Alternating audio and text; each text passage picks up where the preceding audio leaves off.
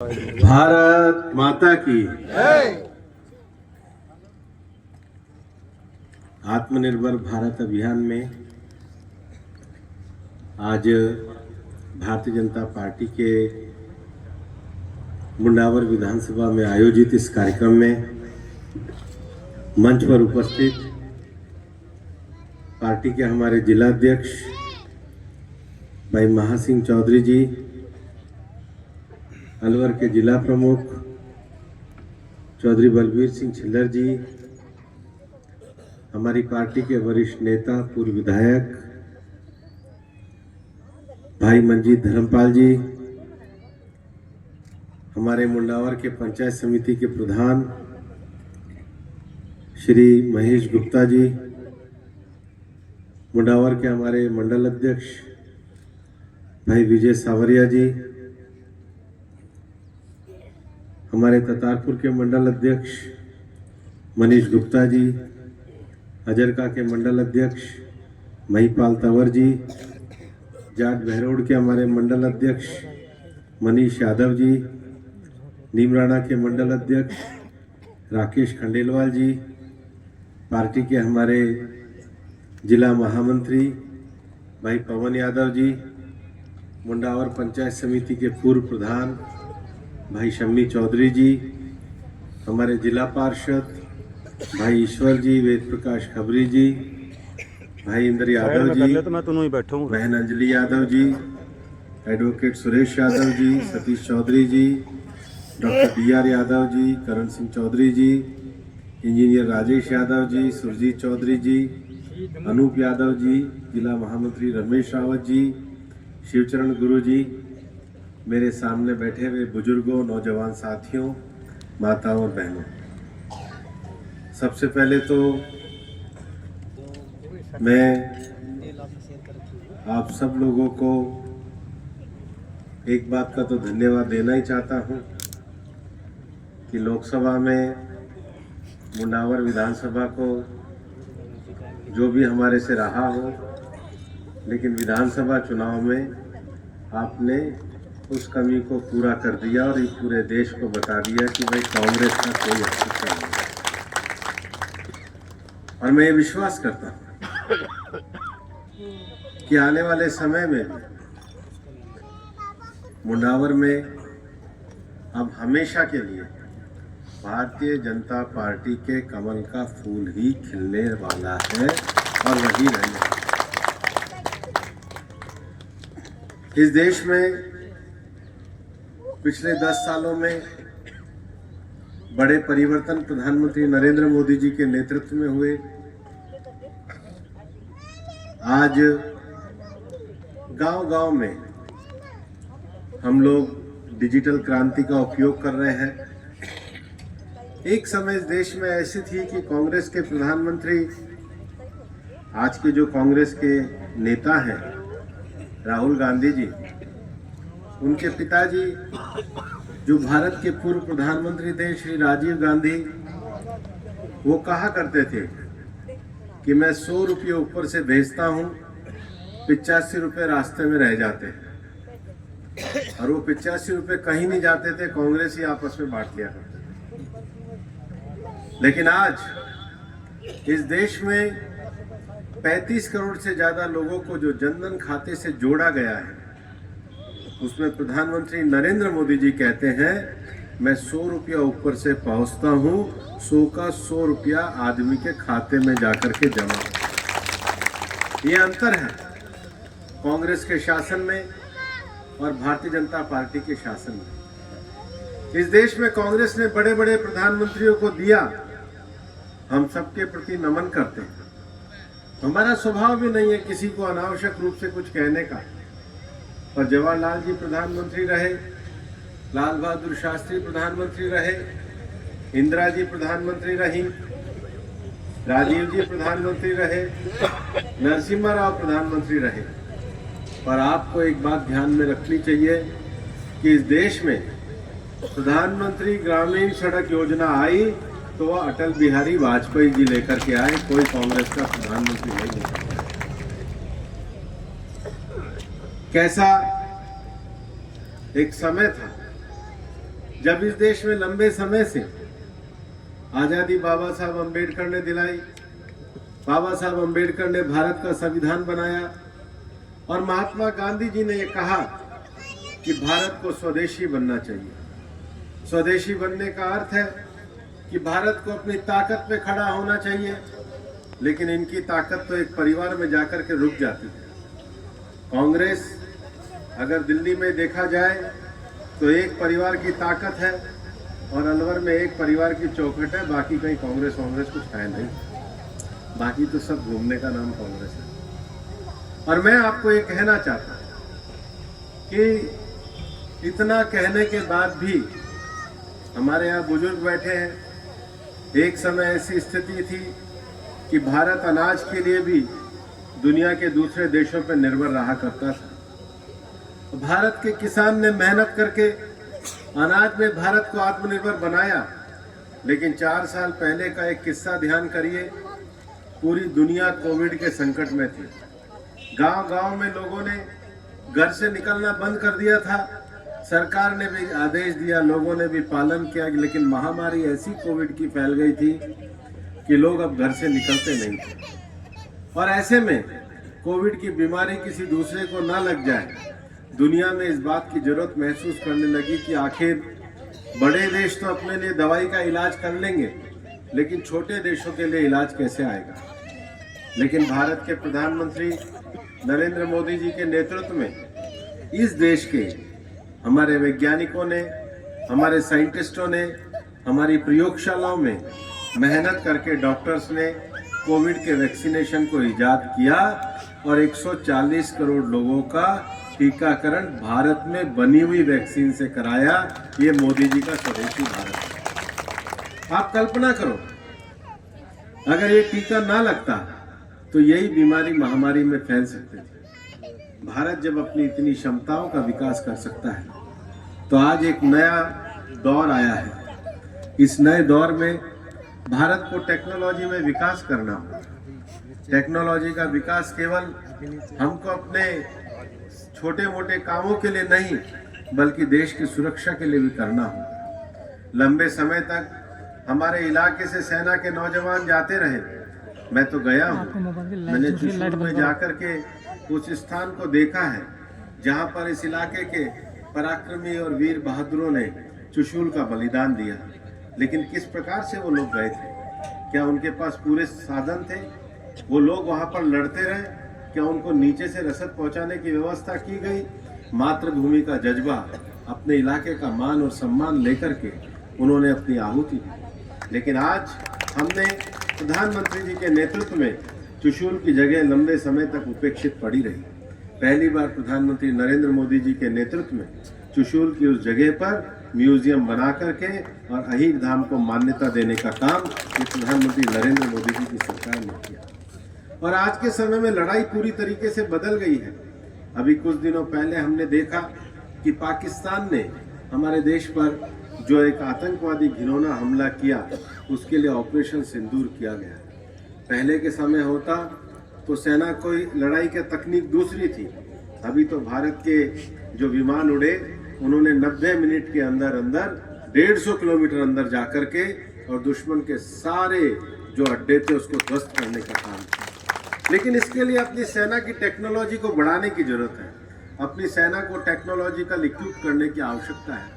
आपने देखा होगा कि लड़ाई का एक नया तरीका शुरू हुआ है कि सीमा के उस पार से जब ड्रोन आते हैं तो सेना के द्वारा एक कवच बना करके उसको ध्वस्त करने का काम किया जाता है।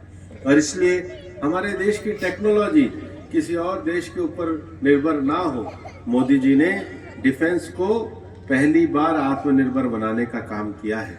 आज भारत ने जो ब्रह्मोस मिसाइल बनाई है वो भारत दुनिया के दूसरे देशों को भी दे रहा है। और कांग्रेस के टाइम पे क्या हुआ करता था, कांग्रेस के प्रधानमंत्री श्री राजीव गांधी पर बोफोर्स के आरोप लगे। कांग्रेस का कौन सा ऐसा प्रधानमंत्री नहीं रहा जिसके कार्यकाल में डिफेंस में घपले का आरोप नहीं लगता रहा। कांग्रेस के समय में देश के डिफेंस के ये जो आरोप थे, इसका कभी जवाब कांग्रेस नहीं दे पाई। दूसरी तरफ हमने अपने शासनकाल में देश की आर्मी को, देश की डिफेंस को मजबूत बनाने का काम किया है। स्वदेशी बनाने का काम किया है। मैं आपको ये कहना चाहता हूँ कि जो हमारा स्वदेशी अभियान है वो हमारा स्वदेशी अभियान कोई किसी प्रकार का कोई नारा मात्र नहीं है। हमारे स्वदेशी अभियान का अर्थ है कि हम लोगों के मन में एक संकल्प को जगाने का काम करें। एक लंबा समय हुआ कि देश में अटल बिहारी वाजपेयी जी ने जो प्रधानमंत्री ग्रामीण सड़क दी, उस ग्रामीण सड़क का एक बहुत बड़ा परिणाम ये हुआ कि ग्रामीण सड़क के बाद देश के सारे गांव आज पूरी तरीके से सड़क से जुड़े हैं। लेकिन अटल जी के समय में हमने राजमार्गों को भी नया करने का काम दिया और आज मोदी जी के समय में नए एक्सप्रेसवे और नए मार्ग बनने का एक मार्ग प्रशस्त हुआ है। मैं आपको ये विश्वास दिलाना चाहता हूँ कि पिछली बार जब कांग्रेस ने ताबड़तोड़ जिलों का निर्माण किया तो भारतीय जनता पार्टी ने उसका रैशनलाइजेशन किया और रैशनलाइजेशन करने के बाद खैरतल और तिजारा जिला बनाया गया। मैं आज इस मंच से ये कहना चाहता हूँ कि हम खैरतल तिजारा ये जो जिला भर्तृनगर जिला बन रहा है इसके पूरे विकास के लिए प्रतिबद्ध है। हम इसको उत्तर भारत का एक मैन्युफैक्चरिंग हब बनाना चाहते हैं। मैं मानता हूँ कि कार्य योजना बनाने में, कार्य योजना को जमीन पर उतारने में एक लंबा समय लगता है और मैं ये कहना चाहता हूँ भाई मंजीत जी ने पिछले दिनों आपके यहाँ पर सड़कों के लिए काफ़ी ज़्यादा सब लोगों के साथ मिलकर के काफ़ी प्रयास किया है। यही कारण है कि मौजमपुर भानगढ़ रोड से समसपुरा होते हुए पदमाड़ा कॉलोनी तक की 3.5 किलोमीटर सड़क के 1.5 करोड़ रुपए मंजूर किए गए। टप्पर रोड बैंक सड़क खुर्द से जटोली तक 3 किलोमीटर की सड़क के लिए 70 लाख रुपए की लागत से यातायात को सुगम बनाने की बात की गई है। मेन रोड सोरकाकुद से जिंदोली तक 3 किलोमीटर सड़क के लिए भी 70 लाख रुपए की जो लागत से उसको सुरक्षित करने की बात की गई है। मांजरी भांडा रोड से स्वरूपराय होते हुए पदमाड़ा कला तक 3.5 किलोमीटर की रोड के लिए भी 50 लाख रुपए की स्वीकृति दी गई है। मैं मानता हूं कि आज हमारे देश की जो आने वाली पीढ़ी है उस पीढ़ी को जोड़ने के लिए हम अलवर सांसद खेल उत्सव का आयोजन कर रहे हैं। इस बार हमारे 50,000 बच्चे उसमें भाग ले रहे हैं। हम गांव-गांव में ई लाइब्रेरी खुलवाने का काम कर रहे हैं। भारतीय जनता पार्टी आज देश के शासन की धुरी बनी है। देश के शासन की धुरी बनने का अर्थ है कि हमें समाज के दलित, गरीब, पिछड़े वर्ग को आगे बढ़ाने की बात करनी होगी। मैं आपको कहना चाहता हूँ कि हम लोगों को जाति और समाज में अपने को एक काम करना होगा। हमें मानना होगा कि मैं जिस जाति में मेरा जन्म हुआ है, मेरे कारण वो जाति कहीं ये महसूस ना करे कि मैंने कोई ऐसा काम किया हो जो उसके लिए गलती हो। लेकिन अन्य जातियों के प्रति भी हमें समानता का, प्रेम का, मित्रता का और बंधुता का भाव करना चाहिए। कोई भी गांव अकेला किसी एक जाति से नहीं बसता है। 36 बिरादरियों का भाईचारा ही किसी गांव को बसाने का काम करता है और इसलिए हमको 36 भाइयों के, 36 बिरादरियों के, 36 जातियों के भाईचारे को बढ़ाने के लिए काम करना होगा। ये भाईचारा बढ़ाने की बात क्यों करते हैं? ये भाईचारा बढ़ाने की बात इसलिए करते हैं कि हम आपस में न उलझकर हम शासन की नीतियों को नीचे लेकर के जाए। कांग्रेस के समय में एक चीज जरूर हुई, अलवर की डेयरी का बंटाढार कांग्रेस के समय में। मैं आपको आज ये बात बिल्कुल बड़े स्पष्ट रूप से कहना चाहता हूँ। 1975 में डेयरी का जो संयंत्र अलवर में लगा था, 50 साल तक उसको किसी ने देखने का काम नहीं किया। 50 साल तक उसमें एक ईंट लगाने का भी काम नहीं किया। 50 साल में जब वो प्लांट जर्जर हुआ और हमें लगा कि गांव में महिलाओं की आय बढ़ाने के लिए डेयरी को आगे बढ़ाया जा सकता है, तो हम 350 करोड़ की योजना मंजूर करके आए। अलवर के 2 एहसान मेरे पर हैं। एक, अलवर की जनता ने मुझे सांसद के रूप में चुना और मुंडावर की जनता का तो मैं विशेष रूप से आभार व्यक्त करना चाहूँगा कि उन्होंने मुझे भारी बहुमत से चुनने का काम किया। और दूसरा विषय जो मैं आपको कहना चाहता हूँ कि मैंने जब अलवर में कहा कि कांग्रेस के समय में जो डेयरी का भ्रष्टाचार है, उस डेयरी के भ्रष्टाचार को समाप्त करने के लिए अलवर की डेयरी को सुधारना होगा। 50 साल में अलवर डेयरी के इतिहास में पहली बार सारे के सारे डायरेक्टर निर्विरोध चुन करके आए और चेयरमैन का चुनाव भी निर्विरोध हुआ। अभी तक लोग अपनी गठरी में पैसे लेके बैठा करते थे, डायरेक्टरों को खरीदा करते थे, फिर इसकी मंडली बंद करते थे, इसकी मंडली शुरू करते थे, इसमें घपला दिखाते थे, इसमें घपला निकालते थे। मैं एक चीज़ तो कहना चाहता हूँ, और मैंने हमारे डेयरी के चेयरमैन भाई नितिन को भी कहा है, बिना भेदभाव के, बिना पार्टीबाजी के, जिसका दूध सही हो उसके लिए काम करो, किसी को राजनीति के साथ मत करो। हर समाज, हर जाति, हर परिवार और हर महिला के घर में 15 से 20 हजार रुपए जाने चाहिए, इसके लिए काम करो। इसमें राजनीति देखने की जरूरत नहीं है, कांग्रेस से डरने की जरूरत नहीं है। कोई कांग्रेस का है तो उसकी भी डेयरी मत बंद करो, क्योंकि कांग्रेस तो जीतने वाली नहीं है, सबको बीजेपी में ही लेना हमको। इसलिए किसी के साथ, और भाई अपना वोट देना हो तो दे देना, लेकिन तेरी डेयरी हम बंद नहीं करेंगे, इसको बिना स्वार्थ के चलाएंगे। और इसलिए जब 14 डायरेक्टरों के चुनाव हुए तो मैंने कहा भाई ऐसा करो, 14 डायरेक्टर सभी बिरादरी के मिल करके और चुनने का काम करो। कई बार ऐसा होता है कि काम कौन करेगा, काम कैसे होगा। मैं आपको बताता हूँ, हमारे जब डेयरी के चुनाव हुए तो लोगों ने कहा जी इसका बना दो, उस जाति का बना दो। हमने आपके मुंडावर के भाई नितिन सांगवान को बनाया। वो यहाँ से गांव से पढ़ा हुआ लड़का, यहाँ से पढ़ने के बाद 95-96% नंबर 10th में लेकर के आया, अपनी मेरिट से गया, अपनी मेरिट से IIT कानपुर में उसने दाखिला लिया, कॉरपोरेट में था। उसके बाद वो नौकरी छोड़ के हमारे साथ आया और आज एक पढ़े लिखे लड़के को जाति से ऊपर उठ करके हमने अलवर डेयरी की कमान दी है, इस आशा के साथ दी है कि हमारे मुंडावर के हल्के में, हमारे बहरोड के हल्के में, हमारे खैरताल के हल्के में। और भाई मैं उसको ये भी कहना चाह रहा हूँ कि भाई 10 साल तक डेयरी चलानी है, चुनाव नहीं लड़ना है। इसलिए आप सब लोग एक ही बात मान करके चलो, अपना एक ही काम है कि गांव की जो रोजगार है, गांव का जो काम है, गांव का जो विकास है, गांव के महिला के जो इनकम आनी चाहिए, उसको लेकर करने का काम हम करेंगे। मैं जानता हूं कि हमने 108 ई-लाइब्रेरी की स्थापना करी है, उसमें भी हमारा कोई भेदभाव नहीं है। लेकिन एक बात आप ये मान करके चलो कि एक नया समाज और एक नया जमाना आने वाला है। गांधी जी के समय में गांधी जी ने जब स्वदेशी का नारा दिया था तो घर घर में चरखे का नारा दिया था, हर घर में चरखा था। उस समय हर गांव में चरखा था, क्योंकि गांधी जी ये जानते थे कि इस देश की आत्मा को जगाना होगा तो विलायत से बने हुए कपड़े को छोड़ना होगा, भारत का मोटा खादी पहनना होगा।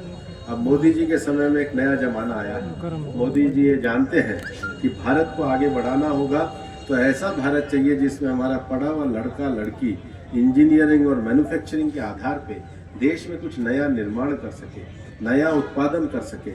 इसलिए पहली बार ऐसा हुआ है सरकार में, हर साल सरकार आती है टैक्स बढ़ाती है। सरकार आने का अर्थ, बजट देने का अर्थ, गांव में टैक्स लगे नहीं लगे, लेकिन एक बात जरूर अखबार में ध्यान में आती है कि भाई सरकार ने टैक्स लगा दिया होगा। ये पहली बार मोदी जी की सरकार है जिसने इनकम टैक्स में भी 12 लाख रुपए की रियायत दी, और दूसरा जो टैक्स GST है उसको भी 28% से घटा करके 18% और 5% करने का काम किया है। हिंदुस्तान की आज़ादी के बाद पहली बार टैक्स को कम करने का काम किया है। हमारे जो ट्रैक्टर होते थे, हमारे जो फव्वारे लगते थे, हमारे जो खेती के कलपुर्जे छोटे छोटे जो काम आते हैं, उस सब पर एक साथ टैक्स में रियायत करके 5% करने का काम ये मोदी जी की सरकार ने किया है। यहाँ पर हमारे खैरतल वाले बैठे हैं, बहुत टेक्नोलॉजी का काम करते हैं, राजटेक वाले। कितना आराम हुआ है, एक ट्रैक्टर पे कितनी बचत हुई है? एक ट्रैक्टर पे 50% की बचत हुई, एक मोटरसाइकिल पे बचत हुई, फ्रिज पे बचत हुई, रेफ्रिजरेटर पे बचत हुई। लेकिन ये बचत होने का कारण क्या है? ये बहुत अच्छा टेक्नोलॉजी का, छोटे छोटे इतने बढ़िया कृषि के उपकरण खैरतल में बनाते हैं, इनका जा करके देखा करो भाई, बड़ा अच्छा कृषि की टेक्नोलॉजी पे काम करते हैं। लेकिन ये सारे इक्विपमेंट बनाने की ताकत जो इनके पास है, ये हमको गांव-गांव में बच्चों को सिखानी होगी। अपने गांव-गांव में इंजीनियरिंग और टेक्नोलॉजी की चीज़ों के लिए हम आज मोदी जी की सरकार मुद्रा योजना से, स्टार्टअप योजना से तरह तरह के ऋण देने को तैयार सरकार है। इस सरकार का कहना ही ये है कि गांव का वो समय चला गया जब गांव केवल खेती पे निर्भर होते थे, जब गांव सड़क से जुड़ गए, जब गांव बिजली से जुड़ गए, जब गांव कंप्यूटर से जुड़ गए, जब गांव टेलीफोन से जुड़ गए। तो ये टेलीफोन केवल व्हाट्सएप पे गाना सुनने के लिए नहीं होता है, सामान बना के बेचने के लिए भी होता है। मैं तो व्हाट्सएप बंद ही रखता हूँ, क्योंकि 4 घंटे मेरे पास है नहीं कि दुनिया का व्हाट्सएप पर स्टेटस देखते रहूं। इसलिए अब जो नौजवानों को नई जो क्रांति व्हाट्सएप से करनी चाहिए, वो व्यापार में, वो इंजीनियरिंग में, वो टेक्नोलॉजी में, वो आगे बढ़ने में करनी चाहिए।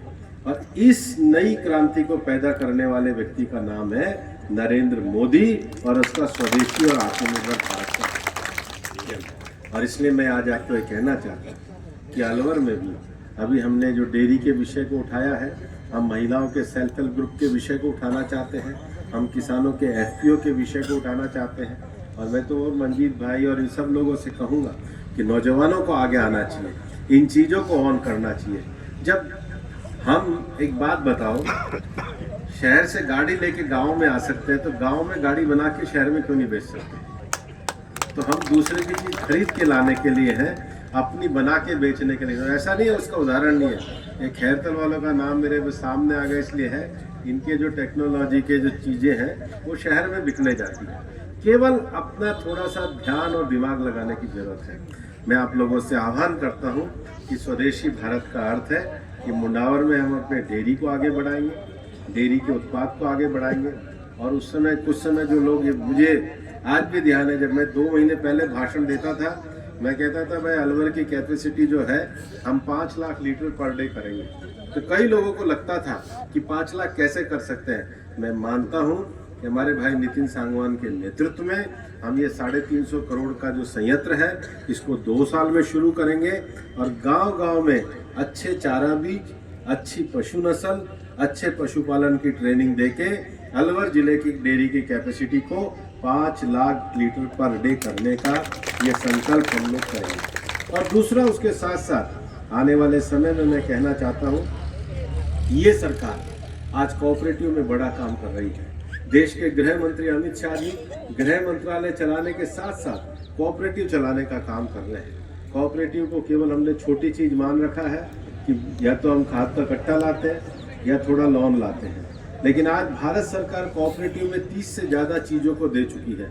कोऑपरेटिव जल जीवन मिशन से लेकर के और पेट्रोल पंप चलाने का काम कर सकती है, ये भंडारण से लेकर के और कृषि यंत्रों को किराए पे देने का काम कर सकती है। भारत सरकार जो आज कोऑपरेटिव की क्रांति जो लेकर के आई है, मैं कहना चाहता हूँ, मुंडावर के भी हमारे नेताओं से कहना चाहता हूँ कि भाई कोऑपरेटिव की इस क्रांति को नीचे लेकर जाइए, सरकार के पैसे का सहकारिता से उपयोग करिए और सहकारिता के माध्यम से गांव और देहात की समृद्धि को आगे बढ़ाइए। डेयरी और सहकारिता में हम मुंडावर को आगे बढ़ाने का काम करेंगे, तो आने वाले 5 साल में हम हर घर में इनकम की वृद्धि कर सकेंगे। यही मोदी जी का स्वदेशी और आत्मनिर्भर भारत की कल्पना है, जिसमें मुंडावर की जनता का आशीर्वाद और सहयोग मिले, यही अपेक्षा करने आया हूँ। बहुत बहुत धन्यवाद। जय हिंद, जय भारत। बहुत बहुत धन्यवाद भाई साहब। अब मैं धन्यवाद भाषण के लिए डॉक्टर अंजलि जी से आग्रह करता हूं कि वो सभी आए हुए अतिथियों का और सभी आए हुए लोगों का धन्यवाद करें। भारत माता की। माननीय सांसद महोदय, जिला प्रमुख जी, जिला अध्यक्ष जी, पूर्व विधायक मंजीत चौधरी जी और समस्त सम्मानित मंच,